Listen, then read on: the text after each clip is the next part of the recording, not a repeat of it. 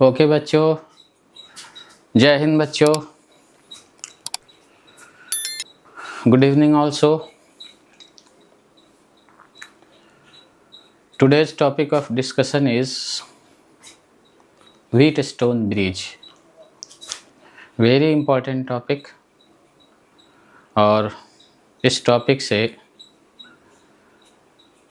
हर जगह क्वेश्चन पूछा जाता है, चाहे बोर्ड एग्ज़ाम हो या जेई एडवांस हो, जेई मेन हो, नीट हो, सीबीएसई हो, मेडिकल हो, इंजीनियरिंग हो, कोई भी हो, हर जगह इससे क्वेश्चन पूछा जाता है, थ्योरी एंड न्यूमेरिकल बोथ।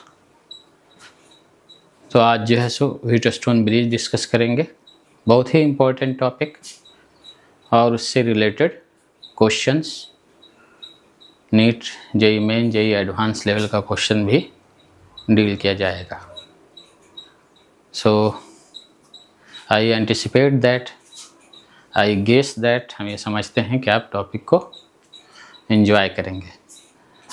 तो ज़्यादा इधर उधर का बात ना करके सीधा टॉपिक पे आ जाते हैं। व्हीटस्टोन ब्रिज क्या है? तो नाम है व्हीटस्टोन ब्रिज। अगर उसको हिंदी में समझिएगा तो व्हीट मीन्स गेहूँ, स्टोन मीन्स पत्थर, और ब्रिज मीन्स पुल जो हम लोग समझते हैं आमतौर पे। तोड़िएगा तो ऐसा ही है, तो ऐसा कुछ है नहीं। व्हीटस्टोन वैज्ञानिक का नाम है, साइंटिस्ट का नाम है। अब ब्रिज जो है, ब्रिज वो इलेक्ट्रिक सर्किट के सेंस में जाता है। ब्रिज है, लूप है, मेश है, सर्किट है, all are the same thing. तो व्हीटस्टोन ब्रिज मीन्स ऐसा इलेक्ट्रिकल सर्किट, ऐसा इलेक्ट्रिक सर्किट, ऐसा कंडक्टिंग सर्किट जिसको व्हीटस्टोन ने डिज़ाइन किया था और डिवाइस किया था और बनाया था। बोलेंगे कि the electric circuit, the conducting circuit, the electrical circuit that is designed and devised by Wheatstone is called Wheatstone bridge।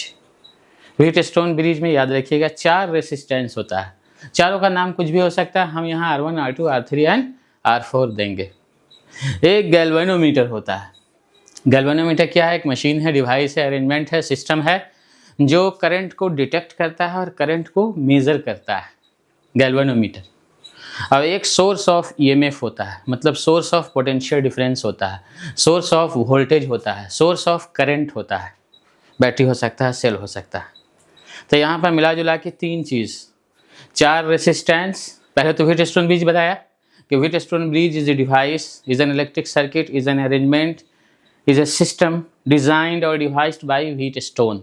Wheatstone वैज्ञानिक का नाम है। Bridge means circuit, bridge means mesh, conducting loop, conducting electrical circuit, conducting electric circuit. Bridge जो है electrical circuit के sense में जाता है। इसमें होता क्या है? 4 रेसिस्टेंस होता है। Repeatedly I am saying, namely R1, R2, R3 and R4। एक सोर्स ऑफ ईएमएफ होता है जो करंट सप्लाई करता है, सोर्स ऑफ वोल्टेज बोलिए, सोर्स ऑफ पोटेंशियल डिफरेंस बोलिए, सेल बोलिए, बैटरी बोलिए, बात बराबर है यहाँ पर। चूँकि यहाँ पर सेल और बैटरी डिस्कस नहीं कर रहे हैं, थोड़ा सा फर्क है सेल और बैटरी में। और एक गैल्वेनोमीटर होता है। गैल्वेनोमीटर को यहाँ अरेंज करते हैं। गैल्वेनोमीटर क्या करता है? Galvanometer is a device, is a system, is a machine, is an arrangement, जो बोलिए युक्ति है, जो क्या करता है? करंट को मेज़र करता है और करंट का डिटेक्ट करता है। मेन काम उसका डिटेक्शन ही है, करंट का डिटेक्ट करता है, पता लगाता है और करंट को मेज़र भी कर लेता है। दोनों तरफ उसका पॉइंटर जाता है गैल्वेनोमीटर का। तो यहाँ पर 3 चीज़ होता है, फिगर उसका देंगे। और उसके बाद इन चारों रेसिस्टेंस में, जिसको हम यहाँ पर R1, R2, R3, R4 बोलेंगे, रिलेशन आएगा एक कंडीशन के साथ। क्या कंडीशन रहेगा? गैल्वेनोमीटर से करंट नहीं जाना चाहिए, galvanometer will show no deflection, galvanometer से कोई करंट पास नहीं होना चाहिए किसी भी डायरेक्शन से। तब चारों रेसिस्टेंस के बीच एक रिलेशन एग्जिस्ट करता है। वो रिलेशन बहुत जो है सो यूज़ होता है आपको प्रॉब्लम बनाने में। तो थोड़ा सा देखते हैं, रिलेशन भी प्रूफ करेंगे और जो है सो उस पर और भी क्वेश्चन जो है सो डील करेंगे। तो देखिए, थोड़ा सा फिगर देखिए।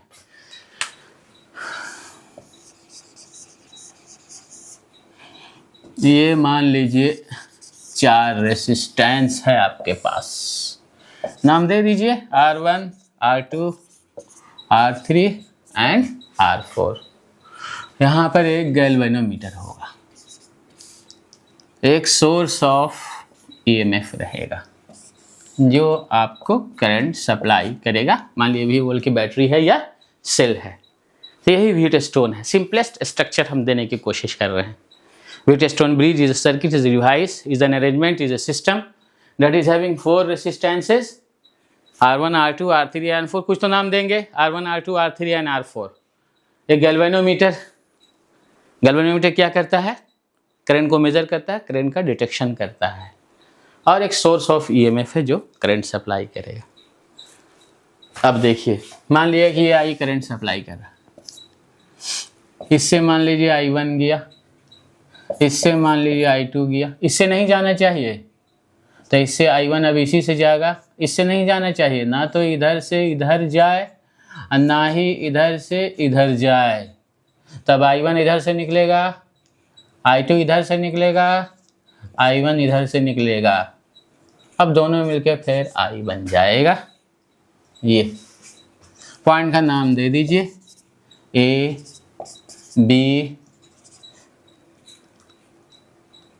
इसको C दे दीजिए, इसको D।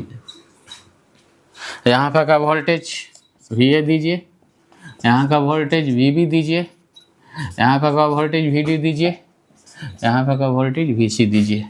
ये देखिए व्हीटस्टोन ब्रिज को यहाँ पर पूरा दिखलाने का कोशिश किया है। 4 रेसिस्टेंस होता है, एक गैल्वेनोमीटर होता है, एक सोर्स ऑफ EMF होता है।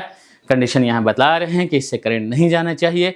गैल्वेनोमीटर को हम रेसिस्टेंस भी कह सकते हैं, क्योंकि without resistance there is no any machine. Galvanometer को हम क्या कह सकते हैं? रेसिस्टेंस भी कह सकते हैं। अगर जरूरत पड़ेगा तो इसका रेसिस्टेंस हम RG लेंगे, इसका रेसिस्टेंस हम क्या लेंगे? RG, मतलब resistance of galvanometer. Each and every electrical device is having certain particular value of resistance. Without resistance there is no electrical appliance. कोई भी इलेक्ट्रिकल मशीन, इलेक्ट्रिकल डिवाइस, कोई भी अरेंजमेंट, कोई भी सिस्टम, कोई भी वायर, कोई भी इलेक्ट्रिकल गैजेट बिना रेसिस्टेंस के तो हो ही नहीं सकता। तो रेसिस्टेंस तो रहेगा ही। गैल्वेनोमीटर को हम कहीं कहीं पर गैल्वेनोमीटर नहीं बोल के रेसिस्टेंस बोलेंगे, क्योंकि ईच एंड एवरीथिंग मतलब electric related thing is having resistance. Even हम लोग के बॉडी का भी अपना कुछ रेसिस्टेंस होता है। अगर हम लोग का बॉडी ड्राई है तो एवरेज वैल्यू ऑफ रेसिस्टेंस हम लोग के बॉडी का 50,000 ओम होता है। तो without resistance there is no any electrical appliance. तो गैल्वेनोमीटर को तो गैल्वेनोमीटर बोलेंगे ही। जब ज़्यादा हमको स्पेसिफाई करना रहेगा तो गैल्वेनोमीटर ही बोल देंगे। अगर गैल्वेनोमीटर नहीं बोलने का मन रहेगा, मेरा मन जब जैसा तब तैसा, ना समझे तो इंसान कैसा, तो जो है सो अगर इसको गैल्वेनोमीटर बोलने का मन नहीं है तो इसका रेसिस्टेंस बोलेंगे कि ये एक रेसिस्टेंस है, इसका रेसिस्टेंस हम RG ले लेंगे। तो यहाँ पर एक कंडीशन के साथ गैल्वेनोमीटर से करंट नहीं जाना चाहिए। गैल्वेनोमीटर से करंट नहीं जा रहा होगा, गैल्वेनोमीटर से करंट पास नहीं करना चाहिए फ्रॉम एनी डायरेक्शन। ना तो इधर से पास करना चाहिए, ना तो इधर से पास करना चाहिए। तब चारों रेसिस्टेंस के बीच ये रिलेशन है, R1 by R2 is equal to R3 by R4। If no current, यहाँ यही कंडीशन याद रखिएगा, if no current is passing through galvanometer then among the 4 resistance following relation exist. This relation is exist. अगर galvanometer से current नहीं जा रहा तो चारों रेसिस्टेंस के बीच ये रिलेशन एग्जिस्ट नहीं करेगा। अब ना क्यों जाएगा? इस तरह हम चारों रेसिस्टेंस को एडजस्ट ही करते हैं कि गैल्वेनोमीटर से करंट नहीं जाएगा। जब गैल्वेनोमीटर से करंट नहीं जाएगा तब हम कहते हैं कि bridge is balance, this circuit is balance, this mesh is balance, this conducting network is balanced. जब गैल्वेनोमीटर से करंट नहीं जाएगा तब हम कहेंगे कि ये सर्किट जो है सो बैलेंस है। और जब बैलेंस्ड है तो ये रिलेशन एग्जिस्ट करेगा। मतलब ये रिलेशन इस कंडीशन के साथ एग्जिस्ट करेगा कि गैल्वेनोमीटर से करंट नहीं जाना चाहिए। अब गैल्वेनोमीटर से करंट नहीं जाने के लिए चारों रेसिस्टेंस का वैल्यू हम इस तरह पुट करते हैं कि गैल्वेनोमीटर से करंट जाए ही नहीं। याद रखिएगा, चारों रेसिस्टेंस में से 3 नोन रेसिस्टेंस होता है, एक अननोन होता है। यही काम इसका करते हैं। अब इस रिलेशन का काम क्या करते हैं? एक अननोन रेसिस्टेंस का वैल्यू जो है 3 नोन रेसिस्टेंस के टर्म में निकाल लेते हैं। याद रखिएगा, चारों रेसिस्टेंस में से 3 नोन रेसिस्टेंस होता है हमारे पास, और कोई भी 3 नोन होता है और कोई भी एक जो है सो अननोन होता है। तो इस अननोन जो होता है उसका वैल्यू हम जो है सो हम नोन के टर्म में इस फॉर्मूले से निकाल लेते हैं। तो याद रखिएगा 4 रेसिस्टेंस में से 3 नोन होता है, 1 अननोन होता है। अब 3 नोन में से भी थोड़ा सा और याद रखिएगा, 3 नोन में से भी 2 कांस्टेंट होता है, 1 वेरिएबल होता है। यही चीज़ को एडजस्ट करने के लिए 3 नॉन रेसिस्टेंस में से भी 2 कांस्टेंट रेसिस्टेंस होता है, कोई भी 2 कांस्टेंट रेसिस्टेंस होता है, अब 1 वेरिएबल होता है। सब ये जो बता रहे हैं ये इसी काम के लिए बता रहे हैं कि इस तरह हम एडजस्ट करेंगे चारों के वैल्यू को इस तरह एडजस्ट करेंगे कि गैल्वेनोमीटर से करंट नहीं पास करेगा। क्योंकि इस कंडीशन को हम यहाँ भी यूज़ करेंगे प्रूफ करने के लिए, जो अभी हम प्रूफ करते हैं फॉर्मूला प्रूफ करेंगे, ये वाला फॉर्मूला लाएंगे। तो अब देखिए आगे रेसिस्टेंस गैल्वेनोमीटर के लिए हम जो है व्हीटस्टोन ब्रिज के लिए हमने सारी चीज़ यहाँ पर डिस्कस कर दिया।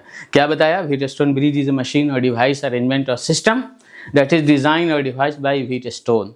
ये क्या है? सीधा सीधी बोलेंगे कि एक इलेक्ट्रिकल सर्किट है, कंडक्टिंग सर्किट है, जिसमें होता क्या है 4 रेसिस्टेंस होता है, एक गैल्वेनोमीटर होता है, एक सोर्स ऑफ ईएमएफ होता है। 4 रेसिस्टेंस में से 3 नोन होता है, 1 अननोन होता है। यही इस रिलेशन का यही काम करते हैं, एक अननोन रेसिस्टेंस का वैल्यू तीनों नोन रेसिस्टेंस के टर्म में निकाल लेते हैं। अब तीनों नोन में से भी 2 कांस्टेंट होता है, 1 वेरिएबल होता है। ऐसा इसलिए होता है कि हम रेसिस्टेंस के वैल्यू को इस तरह पुट करते हैं कि गैल्वेनोमीटर से करंट जाए नहीं, क्योंकि गैल्वेनोमीटर से जब करंट जाएगा तो ये रिलेशन वैलिड ही नहीं होगा। जब गैल्वेनोमीटर से करंट नहीं जाएगा तभी ये रिलेशन वैलिड होगा। तो गैल्वेनोमीटर से करंट नहीं जाने के लिए हम रेसिस्टेंस को इस तरह एडजस्ट करते हैं। और रेसिस्टेंस को एडजस्ट करने के लिए क्या बताया कि 3 नोन रहेगा, 1 अननोन रहेगा, तभी ना नोन का वैल्यू हम अननोन के टर्म में निकालेंगे। और 3 अननोन में से भी 2 कांस्टेंट रहेगा, 1 वेरिएबल रहेगा। अब आगे बढ़ते हैं। अब देखिए यहाँ पर सीधा सीधा हम ओम्स लॉ लगाएंगे। मान लीजिए कि बैटरी करंट सप्लाई कर रहा है, इससे तो करंट जाएगा नहीं। फायदे के लिए मान लीजिए कि IG करंट जा रहा है, सपोज बाद में हम इसका वैल्यू 0 ले लेंगे। इससे I1 करंट गया, IG का वैल्यू 0, इससे करंट नहीं जा रहा। अब देखिए ये पॉइंट A यहाँ पर समझा जाएगा, क्योंकि बीच में कोई अप्लायंस नहीं है। ये पॉइंट A यहाँ पर समझेंगे, क्यों समझेंगे कि कोई अप्लायंस है नहीं, वोल्टेज नहीं गिराएगा। उसी तरह ये पॉइंट C जो है यहाँ पर हम समझेंगे, क्यों समझेंगे? क्योंकि कोई अप्लायंस नहीं है, इसका जो है सो वैल्यू नहीं गिरेगा, इसका वैल्यू जो है सो डाउन नहीं होगा। जो वोल्टेज यहाँ का वही वोल्टेज यहाँ का। तो VA माइनस VC जो होगा, असल में यहाँ पर अगर हम कर दें VA माइनस VC जो होगा वो बैटरी के वोल्टेज के बराबर होगा। क्यों VC यहाँ पर के वोल्टेज के बराबर होगा? क्यों यहाँ पर का वोल्टेज यहाँ पर के वोल्टेज के बराबर क्यों होगा? क्योंकि कोई अप्लायंस नहीं है, वायर है जो वोल्टेज को डाउन करेगा, बट निग्लिजिबली डाउन करेगा, वैनिशिंगली स्मॉल अमाउंट में डाउन करेगा, इसलिए उसको हम निगलेक्ट करके चलते हैं। यहाँ पर कोई अप्लायंस नहीं है, इसलिए भाई यहाँ पर का वोल्टेज यहाँ पर के वोल्टेज के बराबर होगा। यहाँ से यहाँ के बीच कोई अप्लायंस नहीं है, इसलिए यहाँ पर का वोल्टेज यहाँ पर के वोल्टेज के बराबर होगा। तो मोटा मोटी समझेंगे कि VA जो लिए में है, VA माइनस VC जो होगा वो बैटरी के वोल्टेज के, या सेल जो लगा हुआ है सेल के वोल्टेज के, सेल के पोटेंशियल डिफरेंस के बराबर होगा। अब थोड़ा सा आगे चलिए। गैल्वेनोमीटर से करंट नहीं जा रहा, इसका भी कुछ मतलब निकलता है। इसमें इससे एक मैथमेटिक्स निकलेगा, इससे एक रिलेशन निकलेगा। गैल्वेनोमीटर से करंट नहीं जा रहा, इसका मतलब ये निकला कि इसके अक्रॉस पोटेंशियल डिफरेंस जो है सो 0 है। ओम्स लॉ लगा दीजिए। ओम्स लॉ क्या होता है? V equal to IR। तो V नहीं, ये डेल्टा V है, असल में डेल्टा V है। Potential difference across any resistance is equal to IR। तो पोटेंशियल डिफरेंस इसके अक्रॉस क्या हो जाएगा? VB minus VD। यहाँ पर का वोल्टेज VB है, यहाँ पर का वोल्टेज क्या है? VD है। तो पोटेंशियल डिफरेंस क्या होगा? VB minus VD। आप उल्टा भी ले सकते हैं, VD माइनस VB लिख सकते हैं, रिजल्ट जो हम लाने जा रहे हैं वही आएगा। तो VB minus VD equal to क्या हो जाएगा? करंट मान लिया था IG और रेसिस्टेंस मान लिया था RG। अब करंट जा ही नहीं रहा, हम क्या बोला? करंट नहीं जाना चाहिए उससे, क्योंकि करंट जाएगा तो ये रिलेशन वैलिड ही नहीं होगा। ये रिलेशन वैलिड है with this condition that from through the galvanometer no current is passing. तो इसका वैल्यू आप 0 ले लीजिए। तो VB minus VD is equal to 0 और VB is equal to VD।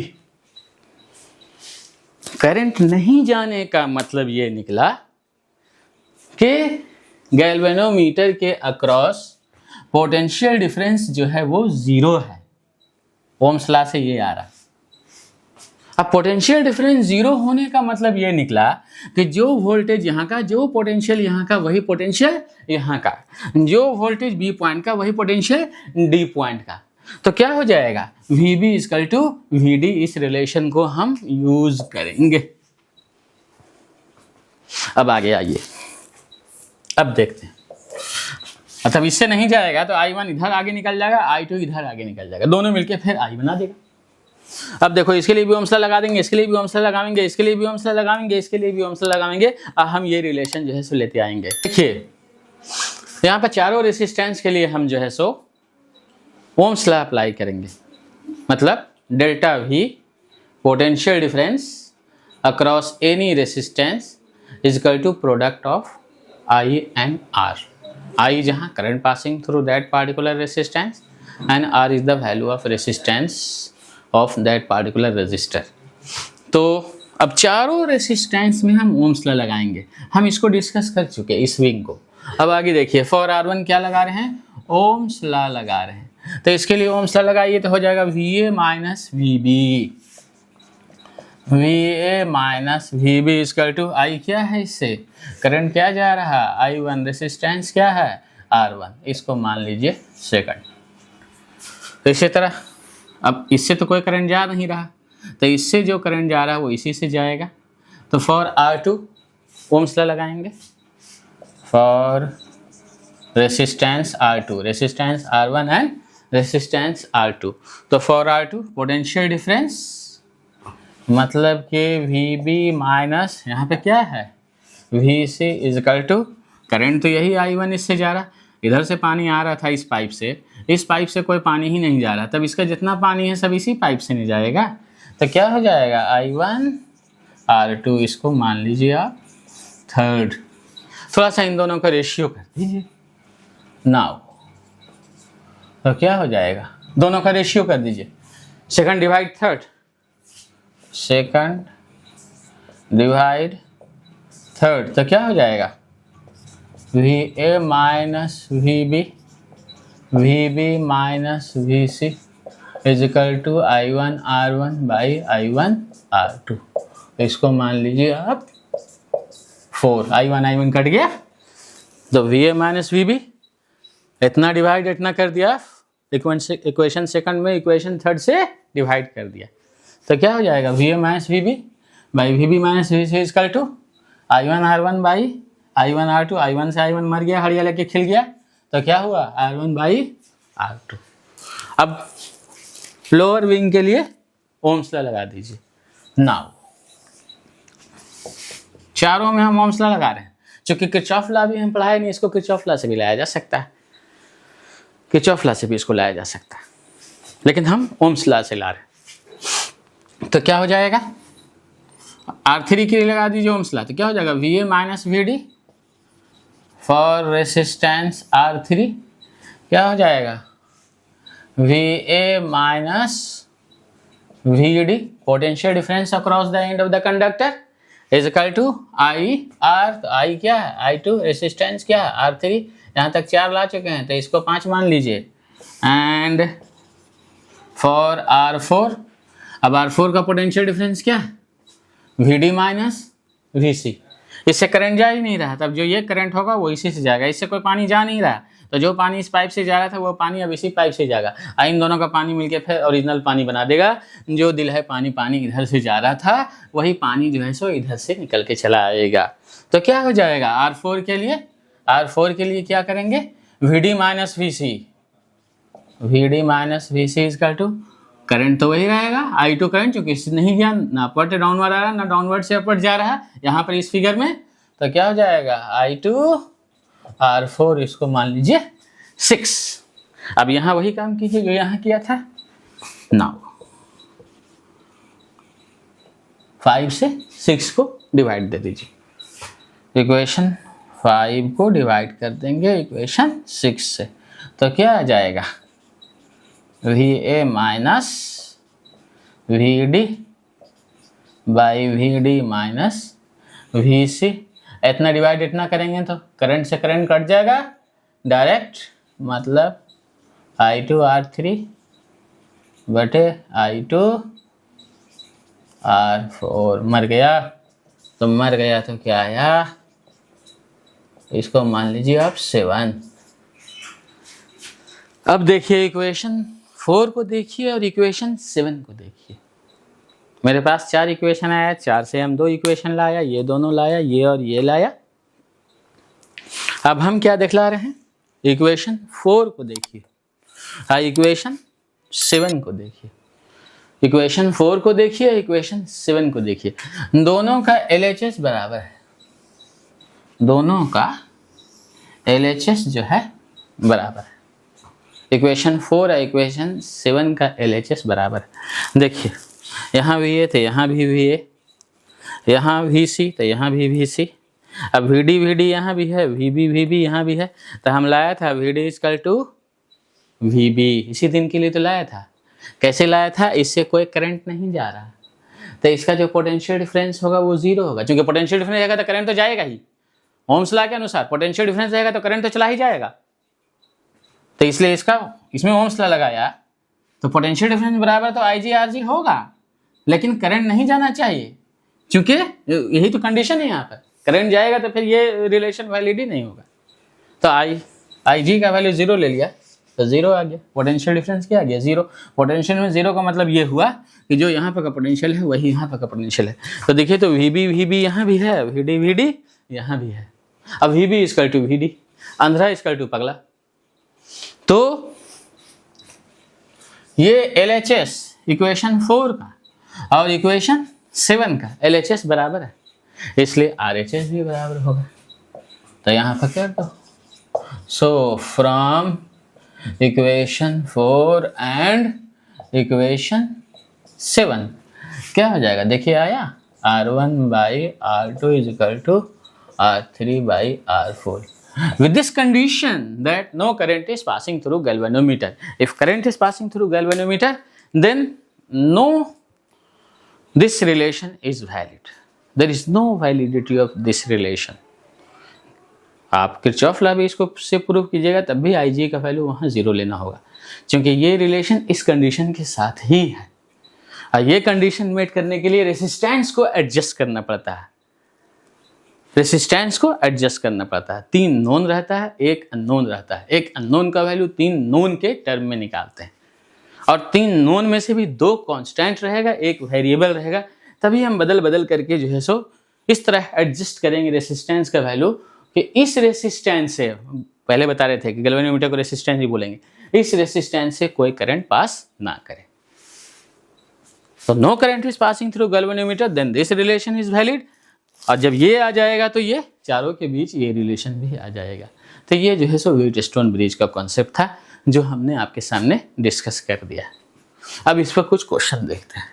बहुत तरह का क्वेश्चन इस पर JEE मेन में, JEE एडवांस में, बोर्ड लेवल पर, CBSE में, हर जगह आया हुआ है। तो कुछ क्वेश्चन हम लोग जो है सो इस पर डिस्कस करेंगे। बहुत से टॉपिक पर सीरीज चलेगी, part 1, part 2, part 3, part 4 and so on, क्योंकि क्वेश्चंस को भी डील करना है। तो थोड़ा सा देखते हैं इस पर, कुछ क्वेश्चन अब डील कर लेते हैं। जो कॉन्सेप्ट बताया वो याद रखिएगा कि Wheatstone bridge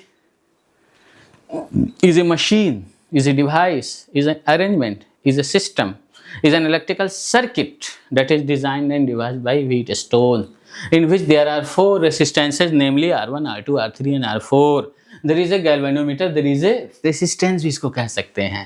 There is a resistance, यहाँ पर भी एक, चूँकि galvanometer का भी तो अपना कुछ resistance होगा तो इसको resistance भी कह सकते हैं, लेकिन अच्छा यहाँ पर हम इसको जो है सो galvanometer कहेंगे। और there is a source of EMF. Out of 4 resistances, 3 are known resistance and any 3 are known resistances and 1 is unknown. Unknown का वैल्यू हम known resistance के टर्म में निकालते हैं। If no current is passing through galvanometer, then among the 4 relation, this relation is valid. और जब current pass नहीं करेगा galvanometer से तो हम कहेंगे कि ब्रिज बैलेंस्ड है, सर्किट बैलेंस है, व्हीटस्टोन ब्रिज बैलेंस है। और जब बैलेंस रहेगा तभी ये रिलेशन आएगा। और 3 में से फिर हम याद बता रहे हैं, 3 में से 2 कांस्टेंट होता है, 1 वेरिएबल होता है। ऐसा इसलिए करते हैं कि हम इसका वैल्यू इस तरह एडजस्ट करते हैं कि इससे करंट जाए ही नहीं, क्योंकि जब इससे करंट नहीं जाएगा तभी ये बैलेंस होगा, जब ये बैलेंस होगा तभी ये रिलेशन वैलिड होगा, और जब ये रिलेशन वैलिड होगा तभी हम एक अननोन रेसिस्टेंस का वैल्यू 3 नोन रेसिस्टेंस के टर्म में लाएंगे। तो I think everything I have discussed here. Okay.